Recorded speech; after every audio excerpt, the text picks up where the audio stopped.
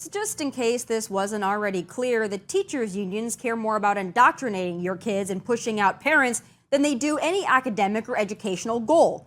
First, they pushed for school closures, then the masking and forced vaxxing of children, and now the largest teachers' union, the National Education Association, has come out with a summer reading list that's less educational and more soft porn. Yeah, the NEA has recommended teachers include the graphic gay sex novel Gender Queer on their students' summer reading lists.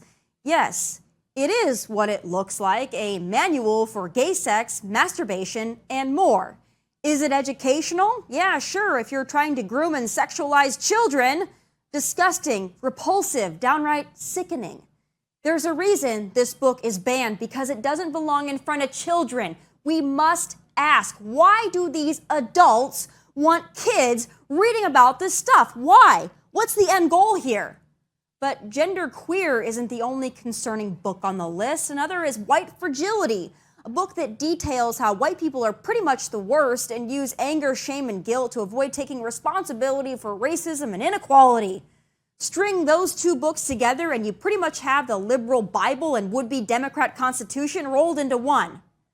Folks, they used to target this crap at college and university students, but now they've set their sights on the younger ones. Why? Because they play the long game. They are creating their own brainwashed army of adolescents who will grow up to be Democrat voters and activists. Our young people, our students, are failing by about every academic metric, and yet the teachers' unions have expressly declared their goal is not to better education or academic performance or achievement, but rather to teach young, impressionable students to hate one another, hate their parents, and deny their own biology under the guise of expression. Parents, get your houses in order, because this crap, it's not ending until you make it stop. Judicial victories, America's birthday, cocaine in the White House.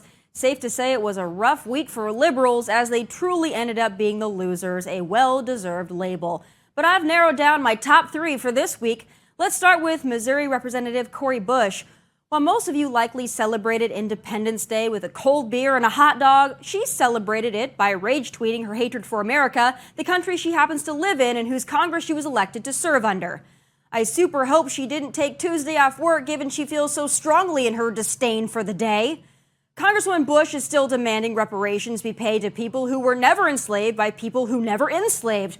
But who wants to tell Cori Bush her reparations money has already been sent to this guy? What a bummer. But not to be outdone, the ice cream brand Ben & Jerry's decided to get in on America-hating action with this lovely tweet.